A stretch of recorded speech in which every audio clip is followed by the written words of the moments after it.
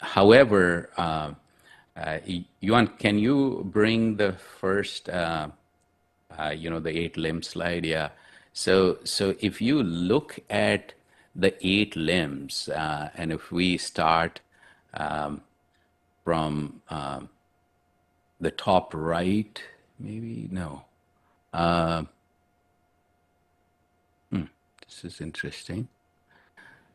I didn't realize it's okay. So yama niyama, which is on the bottom left. So yam and niyam, then asan and pranayam. So asanas and pranayam, so physical exercises, breathing exercises, definitely some of the core things there. And then yam and niyam is basically the behavioral traits that you want to acquire and then what you want to give up.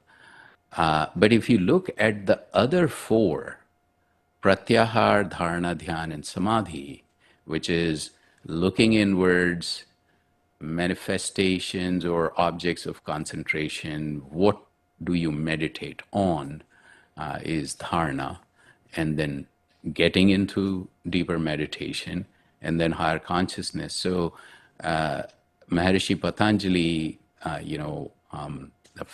who's said to be the father of the yoga philosophy, decided or actually designed this eight limbs, or this framework with eight limbs, which describes any yoga variation. So there are many, many, many variations.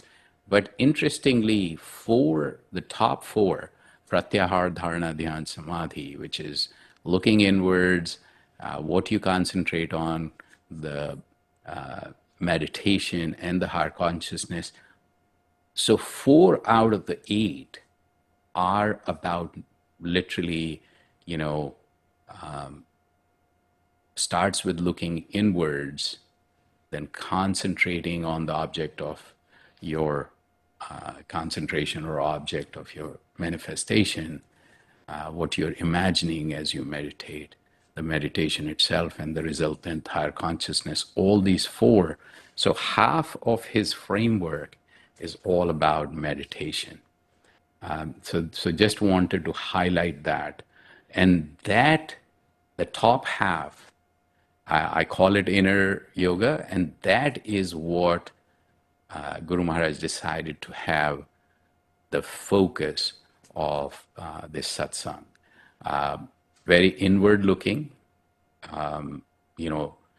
object of concentration becomes this transcendental light. So you meditate on transcendental light, and hence the resultant higher consciousness. So, so I think, Eddie, are you back?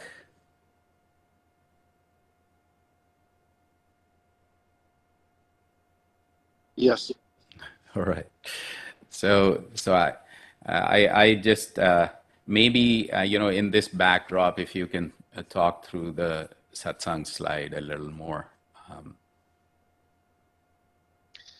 The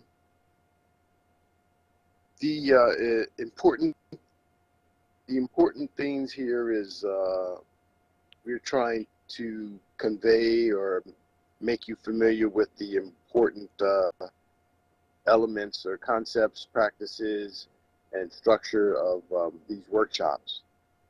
And so the first element here, we have satsang, and Sanjeev has mentioned what the words mean, the etymology of the words mean. But satsang is a way for us to, the method we use to achieve nirvana, or the high state of consciousness, of samadhi. One of the important elements of satsang is meditation. And we had just seen that it is one of the inner yoga elements of the 8 limbs, Maharishi Patanjali's 8 limbs. And it's the point where we turn inward and truly begin our journey towards nirvana. It's kind of where we start to observe our inner thoughts And then there's inner orientation, and by that we mean that yoga consists of and satsang as well, an inner aspect and an outer aspect. And the inner aspect of satsang is sort of the method that we practice, where we sit in meditation and we're silent, whereas a outer form of satsang would be chanting. And then next we have the group sessions. And the group sessions are important because they provide us with the opportunity to improve our concentration and also to expedite our progress on our personal path of spiritual growth. Next, we have joy and inner happiness. Joy is the highest state of consciousness. It's the corresponds to the bliss strata, and it's a permanent condition. And we try to stay in that state even while living in this world. Is sort of the ultimate goal. Inner happiness is sort of temporal. It's temporary. We experience what we might call glimpses of joy, and you may call that inner happiness, but it's not lasting. It's only temporary. So you can say inner happiness are the sort of steps to the ultimate goal of being joyous throughout the day. And then our agenda. Our agenda, generally, we divide into 3 sessions: the informative session, the practice session, and then the interactive session. The informative section is generally a lecture on Satsang, the founder of some main topic. Practice session, we give instructions on how to meditate, and then we meditate for a period of time. That entire period lasts about 40 minutes. Then there's the interactive session where we have question and answers, and or a panel discussion.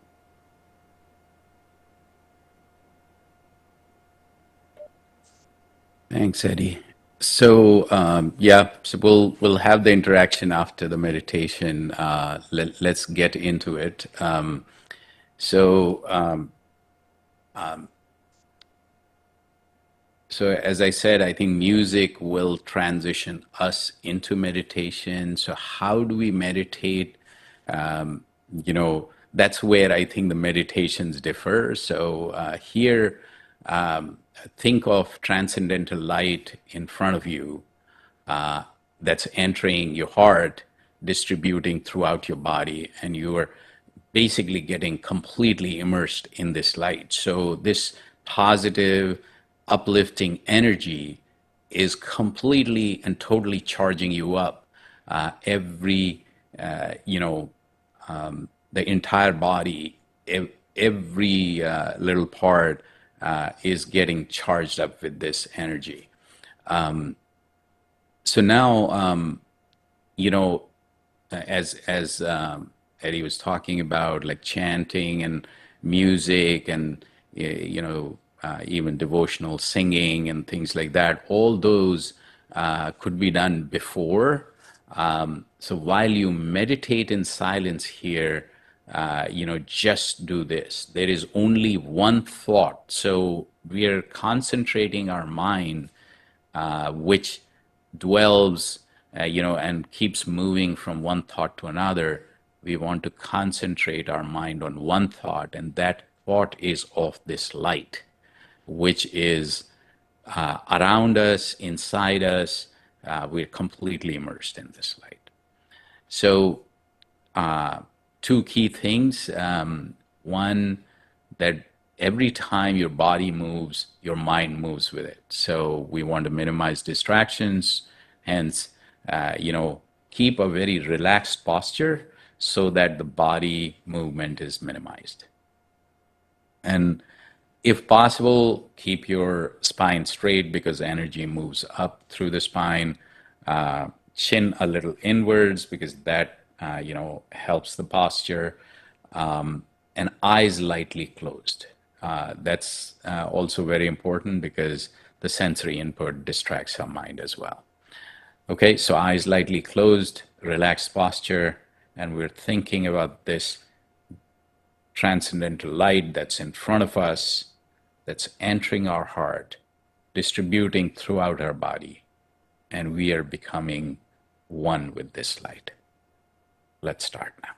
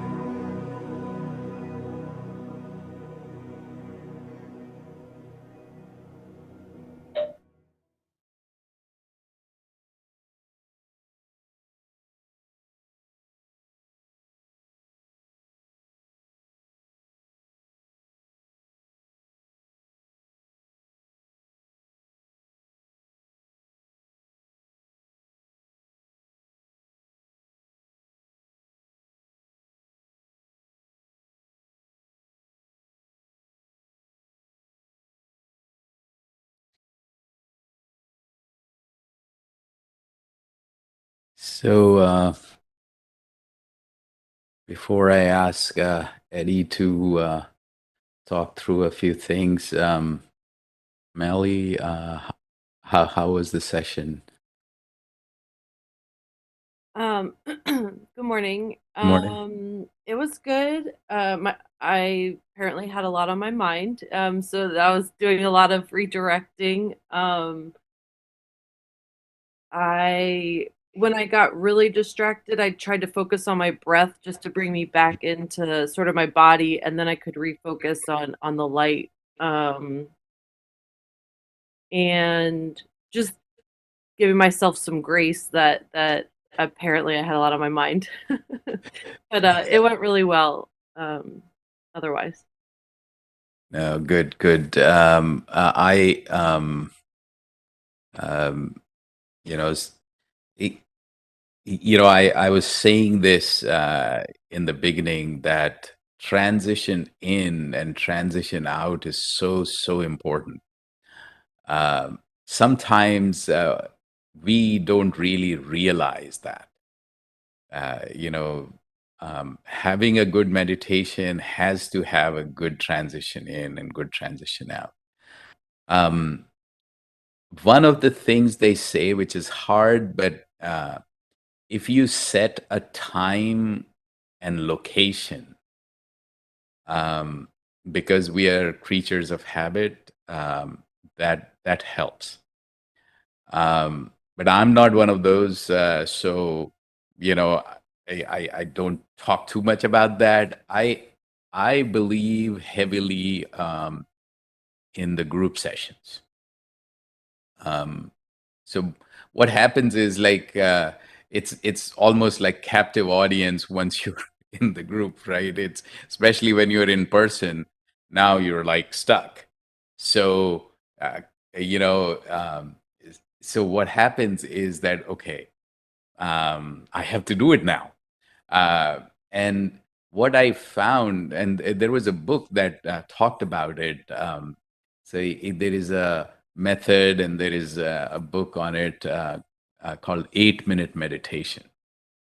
And in there, when I was reading it, it said like, okay, maybe for 7 minutes you can't concentrate because of whatever else is going on.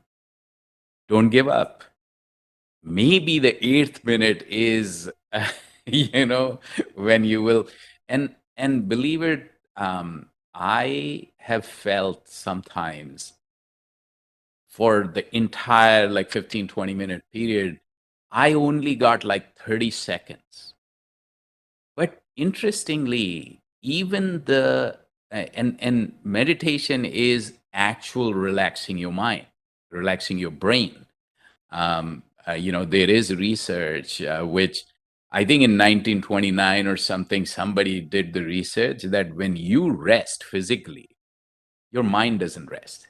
And you will see that if you are resting, but mind is all over the place. So how is it your brain or your mind resting? Not really.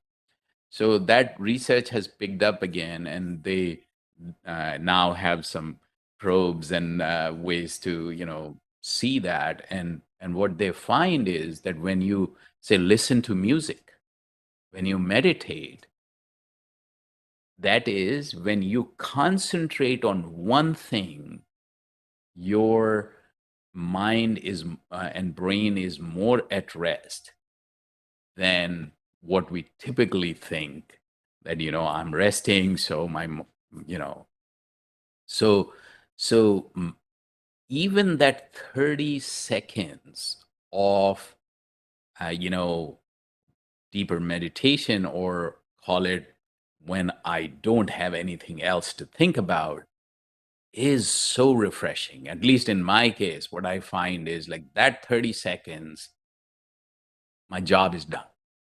It's like literally, I feel those 30 seconds just got me to the next level of refreshment, recharging, re-energizing. um, and especially like this particular when you like literally the thought here, the grounding principle here is that I'm connecting to this, enormous source of energy. And so for 30 seconds, if you get connected, you're charged, you're refreshed, you're, all set. But yeah, I mean, I can relate. It's that is what, right, really mind-boggling. That people who have meditated for 30 years, 40 years, still come to me and say, I don't know if I really concentrate. I'm like, really? How's that possible? Right? But that is so. So there are. So I have a flip side theory too, that I talk about sleep. I want to sleep. I'm making effort for. That's not sleep, right? But when I sleep, I don't know if I'm sleeping. So when I get up and I feel refreshed, oh, that was a good sleep, right? So sometimes these things like meditation, um, you will be, eyes closed, and you feel that things are all over the place. But I think there are times when you actually concentrate, when you actually deeply meditate.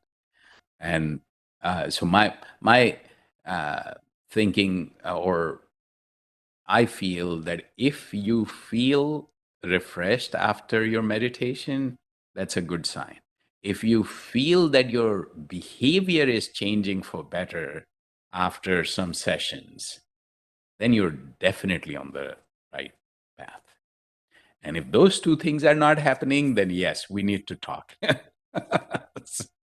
Yeah, and I think for me the thing that I try to do is witness the thought. So instead of getting wrapped up in the thought, I don't know if that makes sense, but try to be the witness of it. Yes. Um, because if I'm not witnessing it, then I get carried away and I allow it to go even further. But if I witness it, sort of take like where actually feel like I'm seeing the thought that I'm having, and I'm more of an observer versus like knee deep in the thought.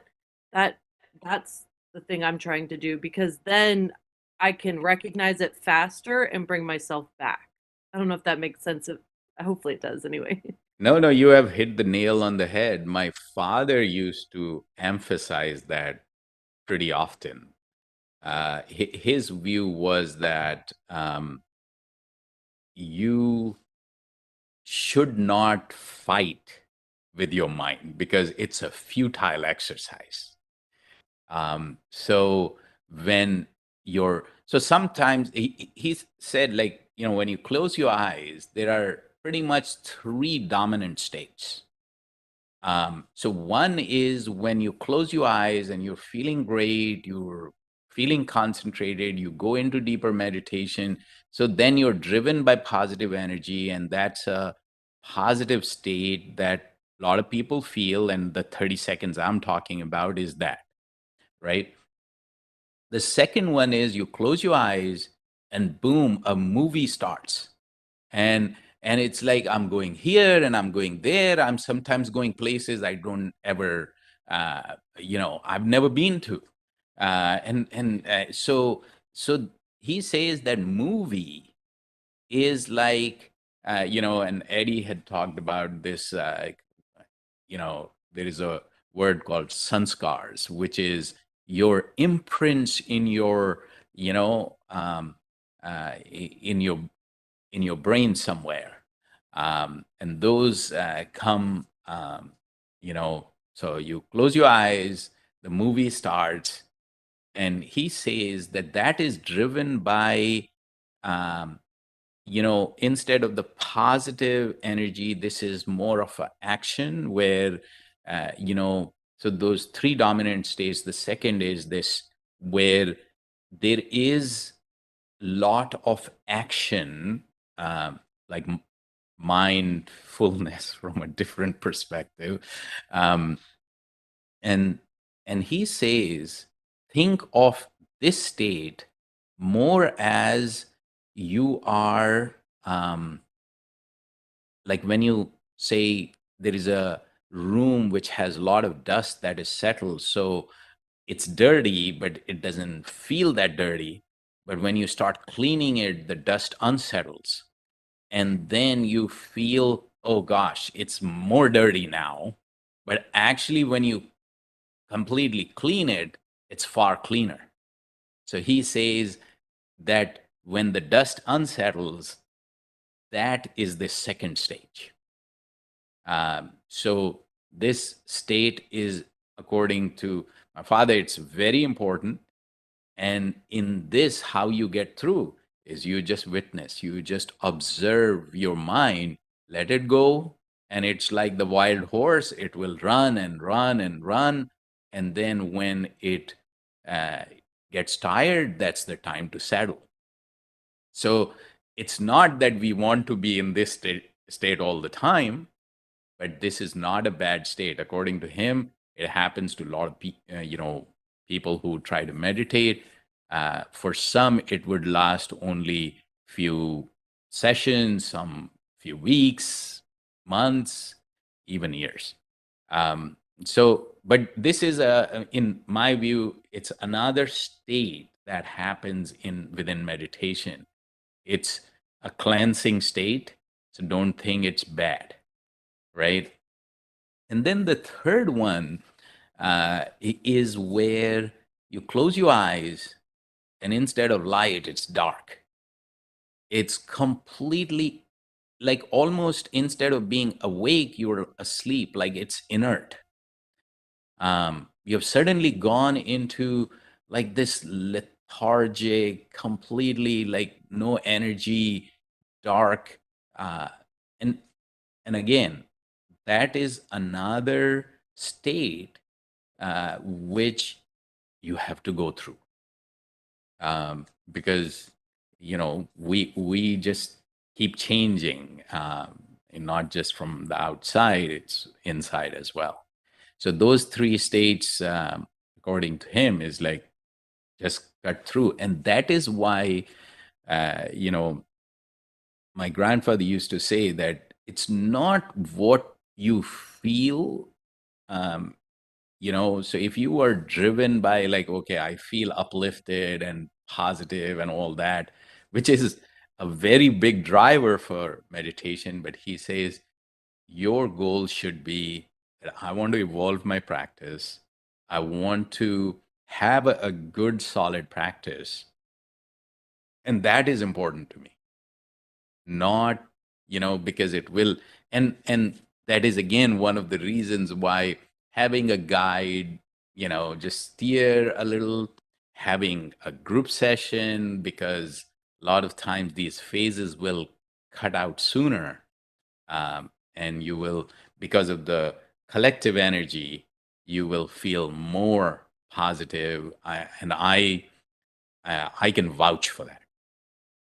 I mean, I have been in sessions, and here it seems very strange, but when I go to India, and which I do often, uh, you know, the meditation sessions, the bigger, there are 5 session, 3 day boot camps or retreats, they're called bhandaras, but there are thousands of people. And I am telling you, effortlessly, I mean, completely effortlessly, I reach a meditation state where, I mean, after coming here, I forget about those states. Seriously. It's such a difference. Huge, huge difference. But anyway, so yeah, it's like chugging along. That's the most important piece.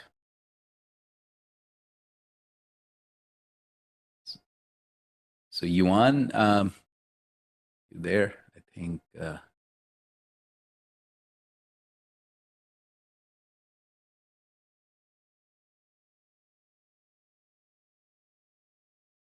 So Eddie,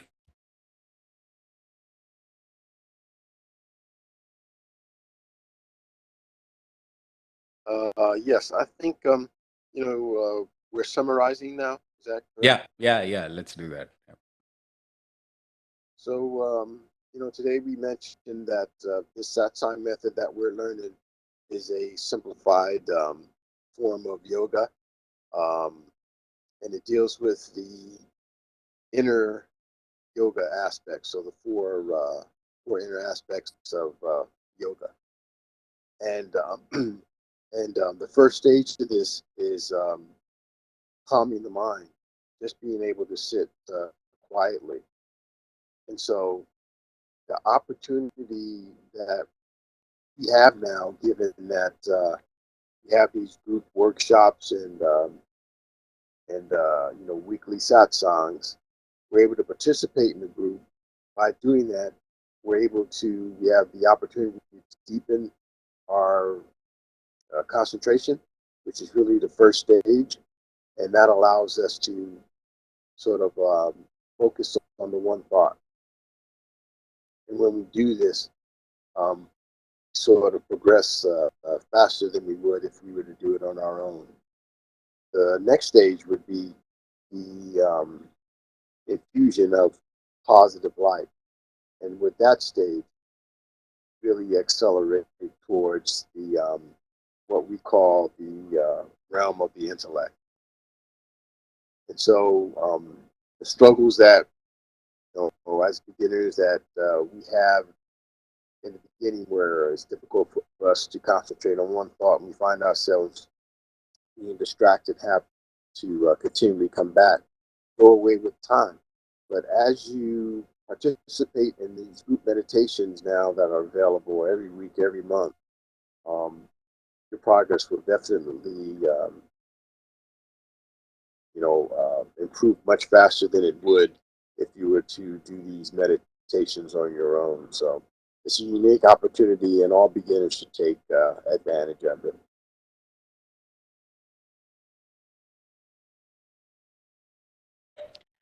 Awesome. Thank you. Thank you, Eddie, as usual. Um, so any wrap up thoughts, Emily?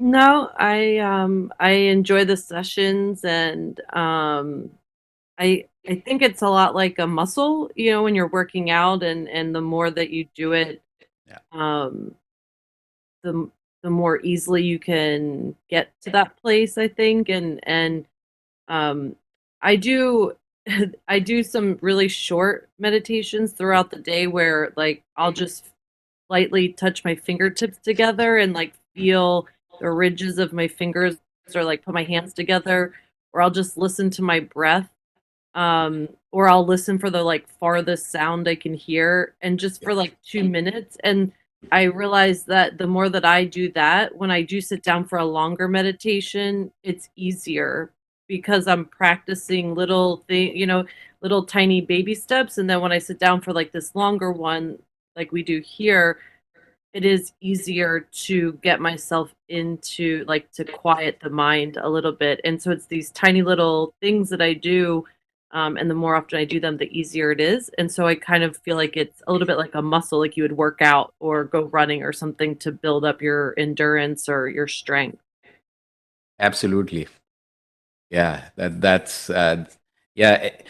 You know, now that you're talking about, utilizing some small periods of time to do this,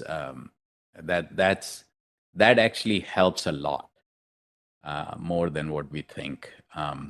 And so much so that in the 7-volume book that my grandfather wrote on his journey, he has, I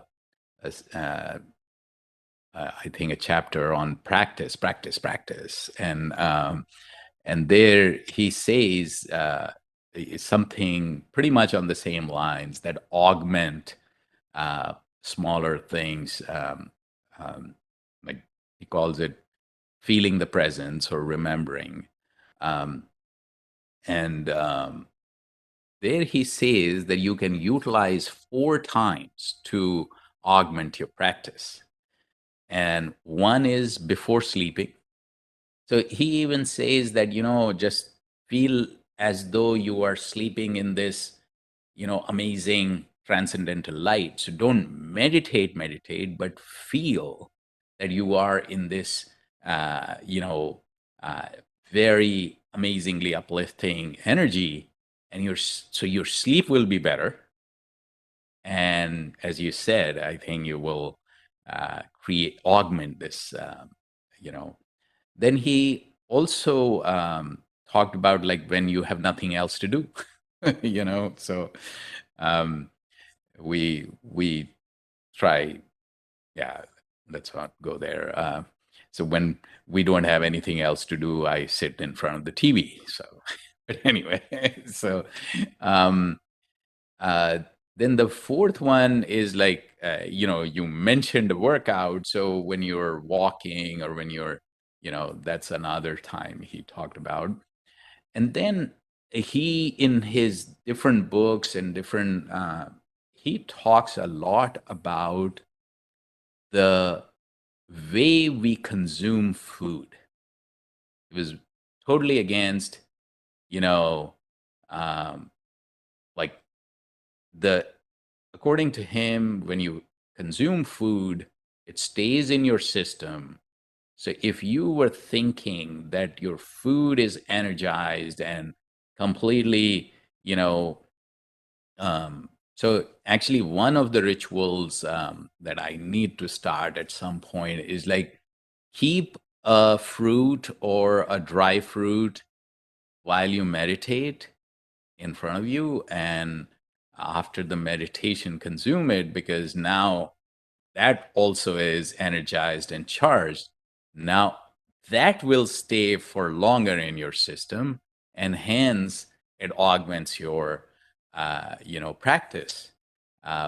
So his view was that, whenever you are eating food, be in silence, consume your food as though um, you are consuming this positive energy through it.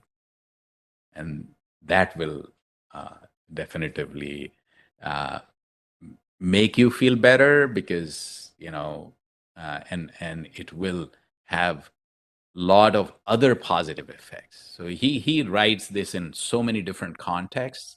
Maybe we'll talk about it in another session. Yeah, that would be great. That I had heard of like conscious eating where where you're very focused on the food Mhm. and like putting loving energy into the food that you make and stuff. So yeah, that would be great to cover that sometime. I think that's really fantastic. And it's something that I've thought about doing but haven't. So Yeah. Yeah, we all have some of that. Yeah, totally. Yeah, so on that note, thanks for being here. Really enjoyed the session. And yeah, we'll see you back soon. So Eddie, Warren, uh, KP Singh ji, Poonam ji, Meenakshi, Onkar, Shiv, Yuan, you back? Yes, thank Yeah. you. All right. Yes. So how Thank was you. your session, Yuan? I just wanted to check. Um, it's better than last week, Okay. uh, So but still a lot of interruption in my thought. I try to bring it back, and it keep wandering around, and I try to bring it back. But uh, I hope it will better. yeah, so I am going to start some one-on-one sessions. So Yuan, I'll send you a note, and yeah, just sometimes those sessions uh, help in some ways. We can address specific. We can cover some specific tips and techniques. So yeah. Okay, very good. Okay. I'm looking for it. All Thank you right. very much. All right. Take care, everyone.